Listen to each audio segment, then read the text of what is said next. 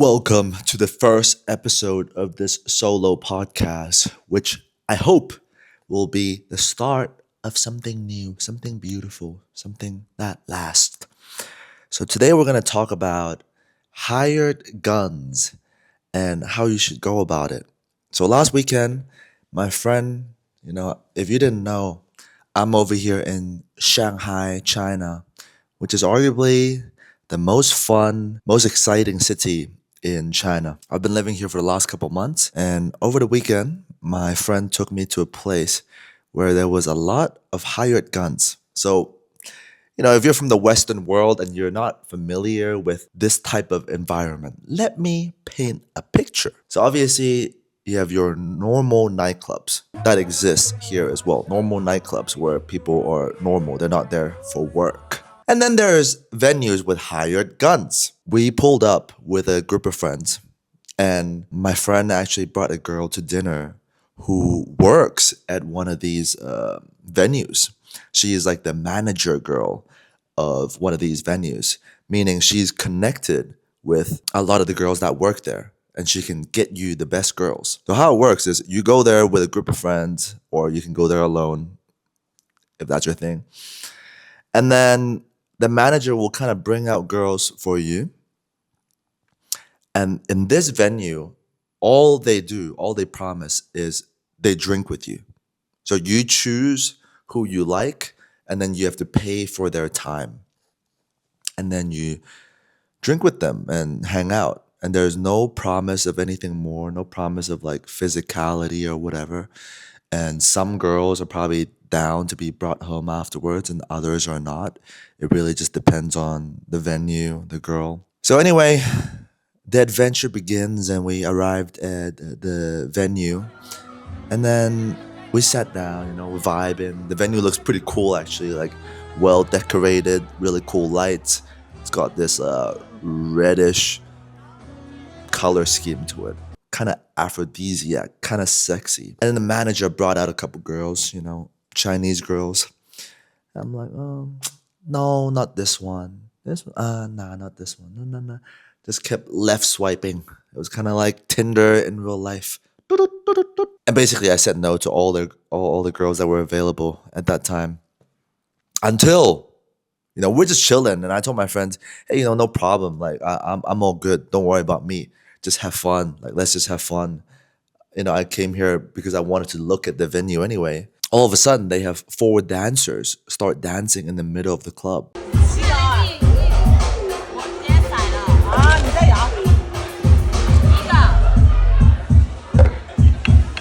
These dancers, technically, they're in a different role. They're not your get paid to drink with you girls.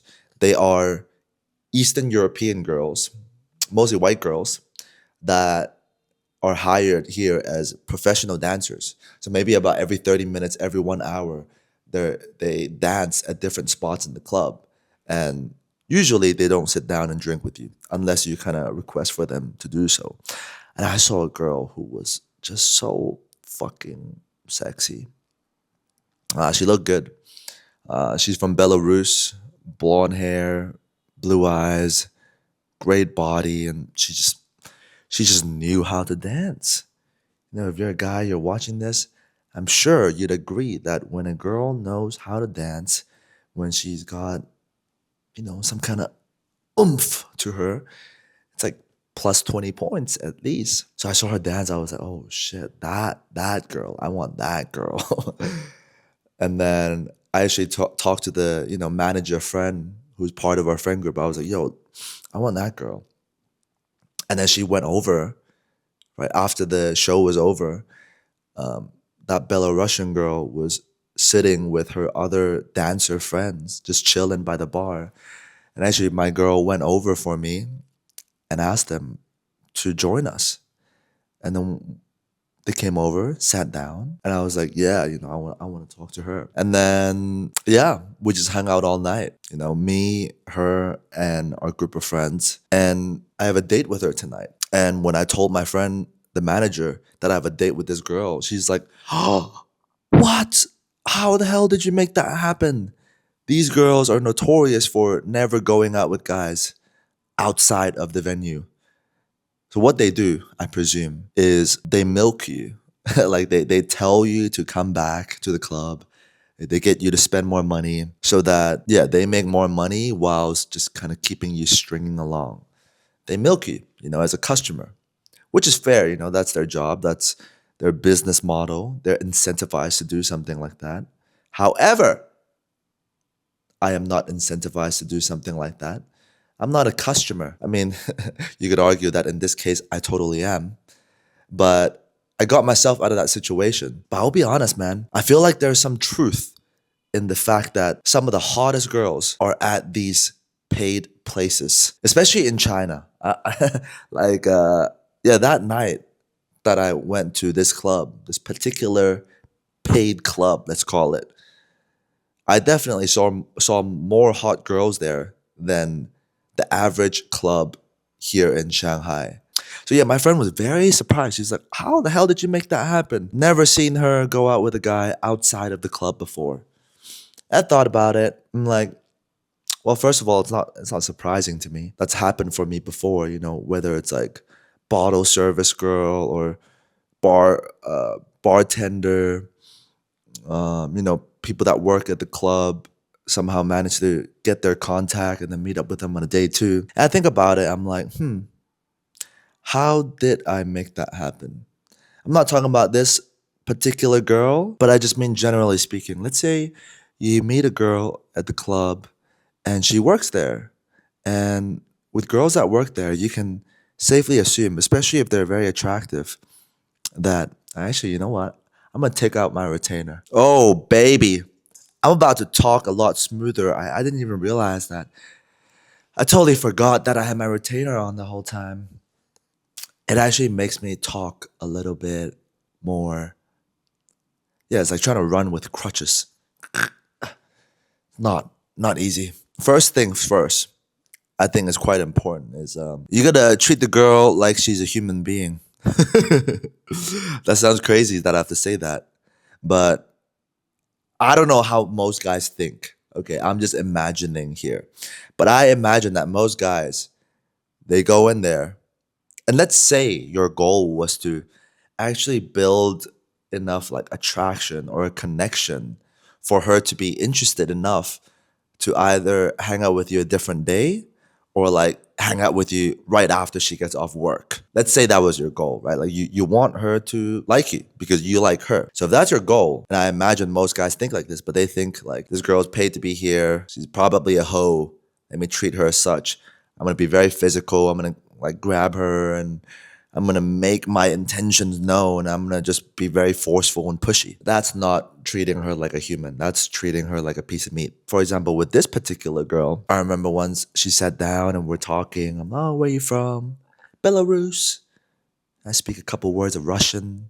Привет. That's it. I just said hello. Привет, собака. Hello, dog. No, I didn't actually say that. Or more like I said it as a joke. And then she's like, ha ha, how so funny. How do you know how to speak Russian? Da da da. And then, yeah, at some point, I kind of initiated some physicality, right? But never from 0 to 100, you know? It was not like, hello, how are you? And then I'd fucking try to stick my tongue down her throat. No, no, no. It was, maybe some light touches here and there. And she was comfortable with it. But at some point in the night, she gave me some resistance. She's like, oh, no, I'm not that type of girl, you know? And I think about like halfway into the night, I even asked her, I was like, what are you doing after this? Let's go hang out somewhere, just me and you. And then she's like, nah, I don't do that. I didn't even make it explicit that where we should hang out, whether it's my place or a different bar. I kind of just left it vague, right? I wanted to leave it up to her interpretation to see if there's even that interest for her to hang out with me somewhere else. But I could feel, and also there's something I know about Eastern European girls. They have this strong sense of like wanting to be a good, self-respecting girl.